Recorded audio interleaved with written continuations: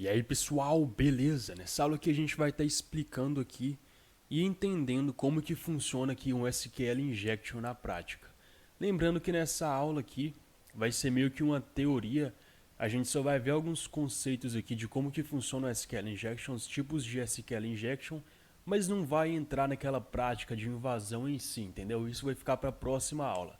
Nessa aula a gente vai só entender aqui alguns tipos de SQL Injection e como que a gente pode estar explorando esses tipos de SQL Injection. Mas o que é um SQL Injection? Então, o SQL Injection é uma vulnerabilidade onde você pode estar injetando códigos de SQL ali dentro de uma aplicação mal configurada, mal programada, digamos assim. Lembrando que SQL é uma linguagem de programação, então, como o próprio nome diz, SQL Injection, você injeta códigos de SQL ali dentro de um banco de dados que está rodando a linguagem SQL a fim de obter algum resultado que por muitas das vezes, eu diria que 100% das vezes, é um resultado malicioso ali. Mas quando que o SQL Injection acontece? Eu fiz uma aplicaçãozinha simples aqui, para a gente ver o código fonte por trás que está rodando aqui, onde ela obtém o resultado get.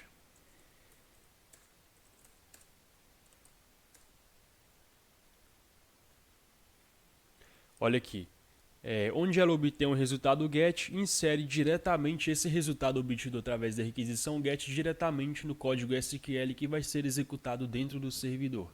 Mas falei rápido demais, não ficou muito indeciso assim, meio mal explicado? Sim, então eu vou explicar melhor aqui agora, como esse código está rodando aqui por trás. Eu vou estar digitando o arquivo index aqui, setando o ID, e olha que legal.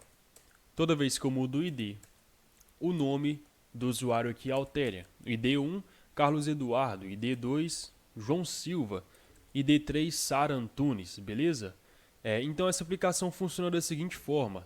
Como eu demonstrei aqui, o arquivo index.php ele define a variável var1 para uma requisição get, obtendo a variável getID. Então ele fala, olha, o valor da variável 1 vai ser o resultado da variável id enviada através de uma requisição get. Simples, perfeito. Então, a gente já sabe o valor dessa variável. O valor dessa variável var1 vai ser o valor que a gente está setando aqui no id da requisição get. Belezinha? Logo abaixo aqui ele está executando um código de SQL aqui, ó. Então ele está falando, olha, selecione os usernames, que isso aqui é uma coluna que eu vou até estar demonstrando aqui agora. O que é uma coluna, uma tabela? Eu vou estar abrindo aqui uma conexão com o servidor de MySQL que eu estou rodando aqui na minha máquina local para essa aplicação que está funcionando agora. Não precisem preocupar com isso, não precisem repetir tudo que eu vou fazer nessa aula. Apenas assistam e prestem atenção aqui, porque é apenas uma teoria aqui. Não é bem uma aula prática que eu quero que vocês pratiquem. Eu realmente quero que vocês pratiquem a próxima aula, onde a gente vai automatizar todo esse processo. Essa aula a gente só vai entender aqui mesmo como que está funcionando aqui e como que funciona a falha de SQL Injection por trás dos panos. Vou estar usando o banco de dados que eu estou rodando nessa aplicação vulnerável de teste aqui. O nome dele é website. Beleza, pode ver que a gente já selecionou o banco de dados. E vamos estar executando esse códigozinho aqui. Olha, eu vou estar até sublimiando aqui para vocês verem qual código que é. Então eu vou estar selecione. Olha, Primeiro eu vou mostrar mostrar todas as tabelas que a gente tem nesse banco de dados. Olha aqui, a gente tem a tabela users. E dentro dessa tabela users, a gente tem as colunas. Então, vamos ver o que tem dentro dessa tabela aqui, quais colunas tem o nome dessas colunas? Bora lá.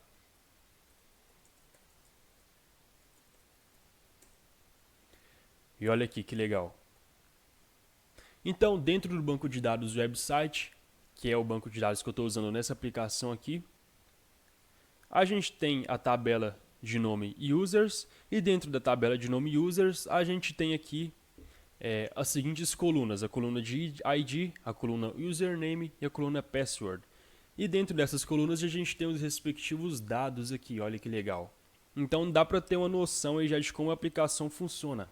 Ela meio que filtra esses dados aqui, selecionando apenas o username baseado no ID do usuário. Vamos estar executando esse código aqui? Vamos lá. Opa. Olha, selecione o usuário de qual tabela? Users. Filtrando aqui o ID. Filtrando aqui o ID para... Eu quero o Carlos, vou colocar o ID número 1. Beleza, retornou para a gente Carlos Eduardo. É basicamente a mesma coisa que está fazendo aqui. Não tem nenhuma diferença aqui. Se eu quiser filtrar aqui para o usuário 2, beleza, eu tenho o resultado do João Silva. É basicamente a mesma consulta, só que de forma, eu diria que automática. Mas então por que rola o SQL Injection? Porque, olha, se vocês estão vendo aqui esse código, pode ver que não tem nenhum filtro, não tem nenhum sistema para barrar aqui o SQL Injection. Por que não tem? Porque todo parâmetro que eu digito aqui na variável 1 da requisição getID, ele vai diretamente para a linha, para a linha do código aqui do SQL. Então tudo que eu digito aqui vai ser executado lá no banco de dados sem nenhum filtro, sem nada. Deu para entender mais ou menos? Mas vamos para o ambiente real. Eu estou usando aquele mesmo site aqui de teste de vulnerabilidade da OWASP. Pode ver que aqui ele tem um artista aqui. E se você alterar aqui o ID do artista, vai alterar o nome do artista aqui, talvez o texto aqui. Altera somente o nome. E a mesma funcionalidade daquela aplicação de teste que a gente usou aqui. A diferença é que esse site tem uma interfacezinha gráfica e vai ser melhor para eu estar explicando essa aula aqui. Então, esse website funciona da mesma maneira daquela aplicação de teste que a gente rodou aqui em localhost aqui para ver como que funciona o SQL Injection por trás dos panos. E agora a gente vai estar vendo aqui os tipos de SQL Injection. A gente tem dois tipos principais e cada um desses tipos principais aí, cada um desses dois tipos principais, tem ali dois tipos ali, é uma subcategoria ali que são bastante usados aí. Não são únicos, mas são bastante usados. Eu diria que são os mais usados aqui. Em primeiro lugar aqui a gente tem o Inbound aqui, que é utilizando o mesmo canal aqui que o cliente faz com o servidor, ou seja, utilizando aqui o próprio navegador. Então, com o próprio navegador de internet aqui, você consegue explorar essas vulnerabilidades aí de SQL Injection do primeiro modo aqui em Inbound. E nessa subcategoria aqui, como é Inbound, ele é baseado em erro. Então, olha o seguinte aqui. Eu coloquei um aspa aqui.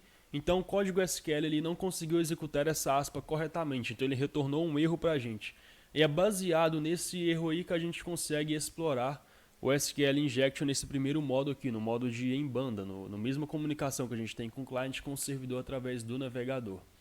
E a gente tem dois tipos aqui também principais aqui. A gente tem um tipo baseado em erro que eu vou mostrar agora e o baseado em union. O primeiro aqui baseado em erro é o seguinte: quando ele não consegue interpretar um código SQL correto, ele retorna uma mensagenzinha de erro. Então você consegue ver aqui que ele não conseguiu interpretar essa aspa simples que eu coloquei e retornou uma mensagem de erro. E já quando ele consegue interpretar, no caso sem aspa, ele retorna o código do site sem nenhum erro. Beleza? E é basicamente nisso que a gente consegue explorar o SQL Injection, tendo em mente que se deu erro é falso, o resultado falso, e se não deu erro, o resultado é positivo. Então imagine se você está fazendo uma consulta no banco de dados. Você coloca um payload lá, se deu erro, aquele banco de dados não existe, aquela tabela não existe, aquela coluna não existe. Se não deu erro, você já sabe que aquilo existe, que aquilo é verdadeiro, que aquilo está lá no banco de dados e você consegue de alguma forma extrair esses dados ali baseando em erro ou não. Baseando em... Eu diria que é meio que um boolean, que é falso ou positivo, 1 ou 0, false ou true, entendeu? Vamos estar explorando aqui agora. Vamos estar definindo esse primeiro valor aqui para um valor negativo, então era 1, a gente colocou menos 1, e pode ver que ele não retornou nenhum erro para a gente. E aqui a gente vai estar executando um código de SQL order by aqui, que a gente vai ordenar os bancos de dados aqui, vai ordenar as tabelas aqui sequencialmente de números. Eu vou estar colocando na sequência em 10 aqui, eu vou colocar 10, 9, 8, 7, 6, 5, para a gente automatizar esse processo aí baseado em erro e para a gente ver como é que está funcionando. Olha, eu estou fazendo meio que a pergunta, esse banco de dados tem 10 tabelas? Retornou o erro, a gente já sabe que não.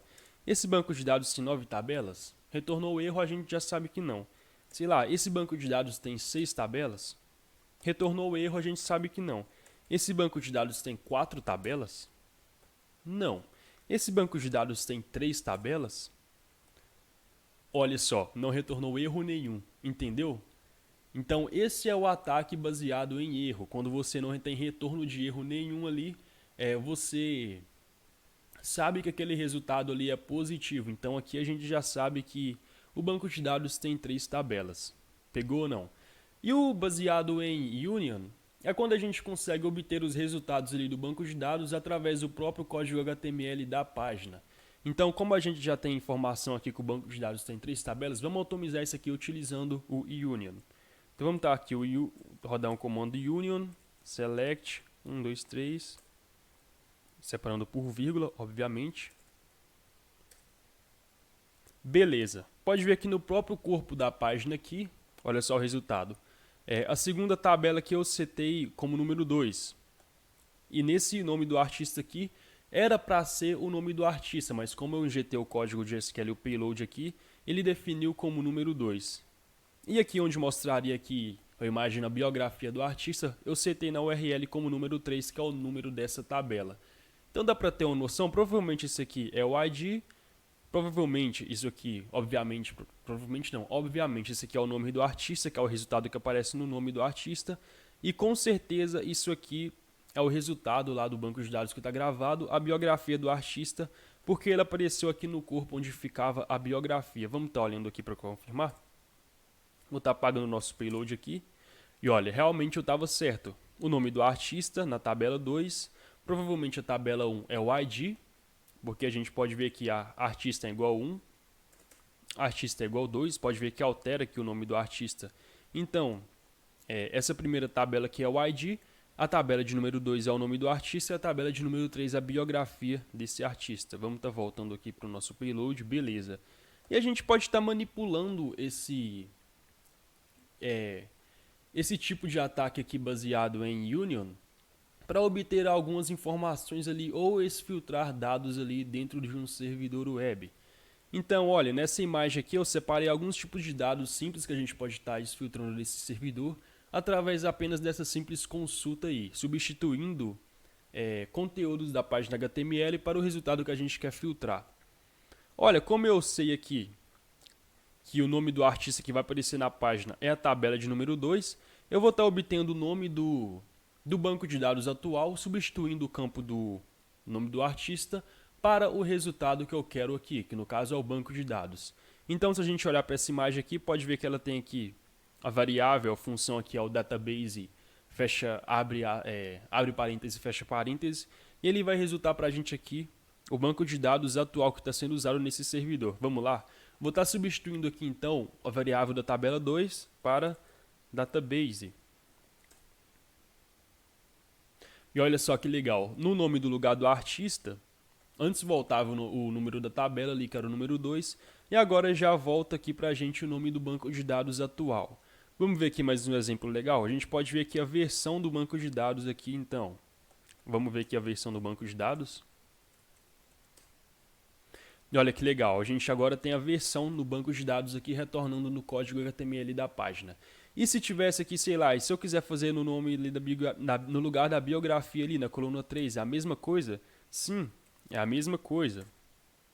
Olha aqui, na biografia aqui do artista aqui, que é a tabela de biografia, eu consigo já ver aqui a versão do banco de dados. Então deu para entender que já é baseado aqui em erro.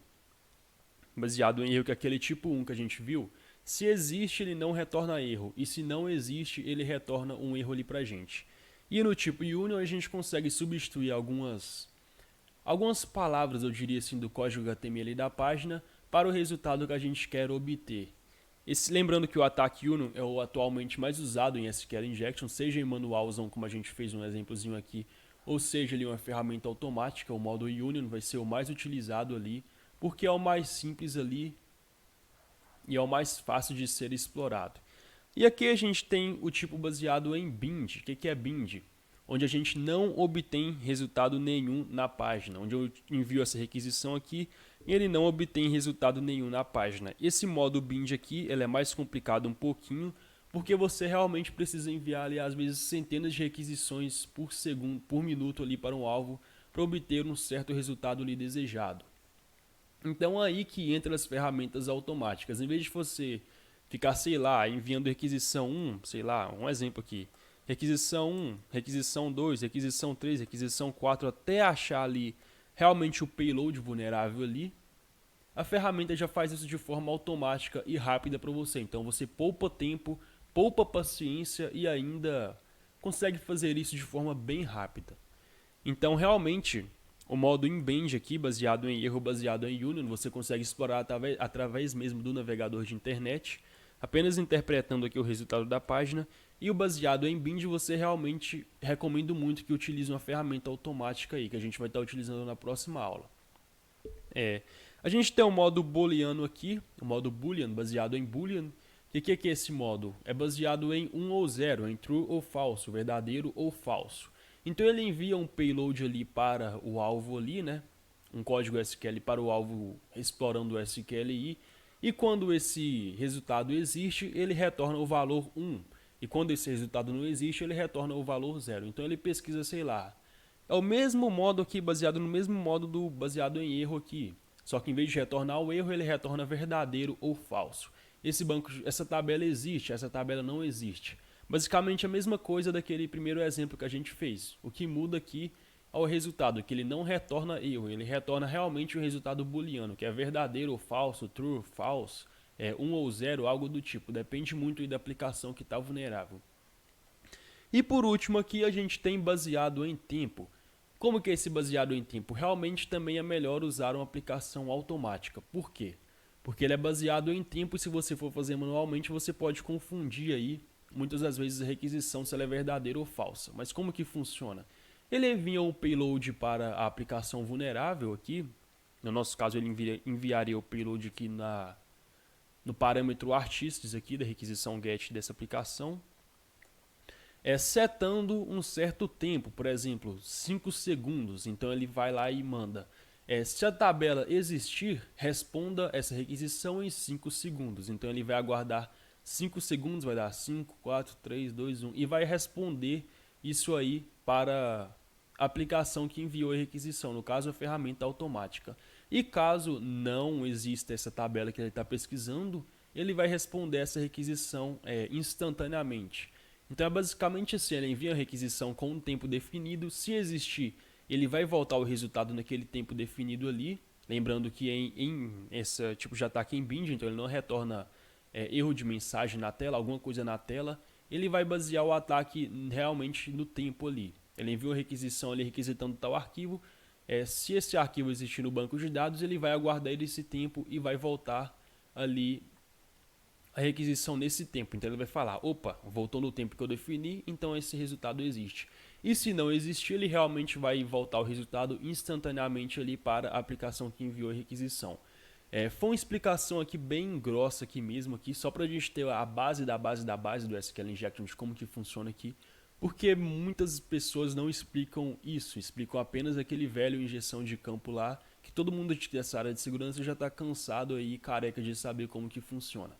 Mas é isso aqui, a gente tem esses dois tipos aqui principais de SQL Injection e cada um desses dois tipos aqui tem duas subcategorias mais usadas aí. E eu espero que realmente você tenha entendido. Caso não tenha entendido, você pode estar buscando aí em sites de segurança aí. Um que eu recomendo muito é o OWASP, dá uma explicação bem completa sobre cada um desses modos aqui. E caso também não tenha entendido, eu recomendo muito que reveja essa aula até você entender. Muito obrigado e falou!